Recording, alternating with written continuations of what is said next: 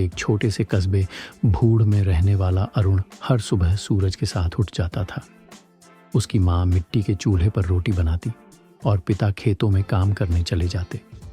अरुण भी स्कूल जाने से पहले गायों को चारा डालता और हैंडपंप से पानी भरता। घर में पैसा कम था, लेकिन अरुण के सपने बहुत बड़े थे।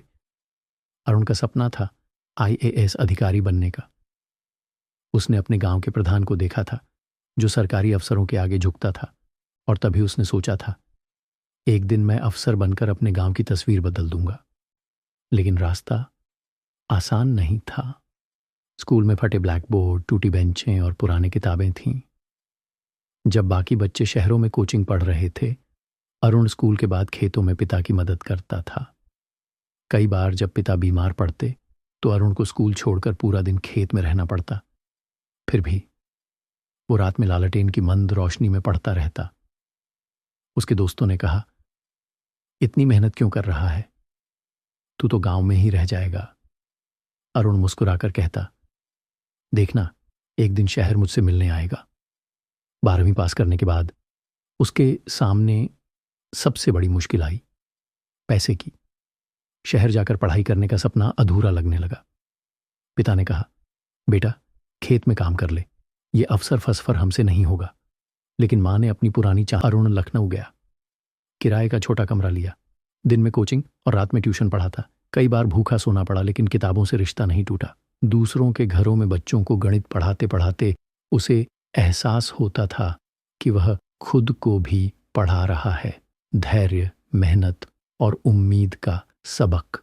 एक बार परीक्षा के ठीक पहले उसके पिता की तबीयत बहुत बिगड़ गई। मां का फोन आया, बेटा घर आ जा। अरुण स्टेशन तक पहुंचा, पर फिर वापस मुड़ गया। उसने मां को फोन पर कहा, अम्मा, अगर अब घर गया तो शायद कभी इस रास्ते पर लौट नहीं पाऊंगा। मुझे विश्वास है कि आप मुझे माफ करेंगी। परीक्षा के दिन उसने आंखों में आंसू और दिल में मां की दुआ लेकर पेपर लिखा। उसके बाद महीनों तक इंतजार चला। लोग कहते, अरे गांव का लड़का IAS बनेगा, ये तो सपना है। पर अरुण जानता था, सपने देखने वालों का मजाक पहले उड़ाया जाता है, बाद में ताली बजाई जाती है। फिर एक दिन सुबह डाकिया आया, हाथ में सरकारी लिफाफा। अरुण के हाथ कांप रहे थे। जब उसने उसे खोला तो उस पर लिखा था, बधाई हो, आप भारतीय प्रशासनिक सेवा IAS के लिए चयनित हुए हैं।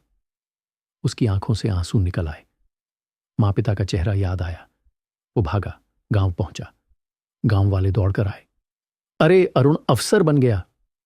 पिता ने उसकी पीठ थपथपाई, आज तेरा सपना नहीं, हमारा सिर ऊंचा हुआ है। अरुण ने अफसर बनकर अपने गांव की तस्वीर ही बदल दी।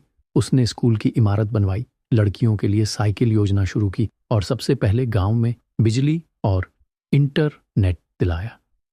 अब बच्चे रात में लालटेन नहीं, ट्यूबलाइट में पढ़ते थे। जब गांव के बच्चे अरुण से पूछते, सर आप इतने बड़े कैसे बने, वो मुस्कुराकर कहते, जब लोग सो जाते हैं तब सपने देखने वाले जागते हैं। एक बार किसी समारोह में अरुण से पूछा गया,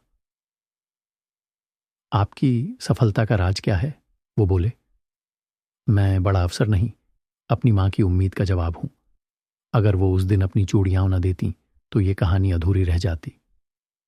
गांव के चौक पर अब भी वो पुराना नीम का पेड़ है, जिसके नीचे कभी अरुण बैठकर पढ़ाई करता था।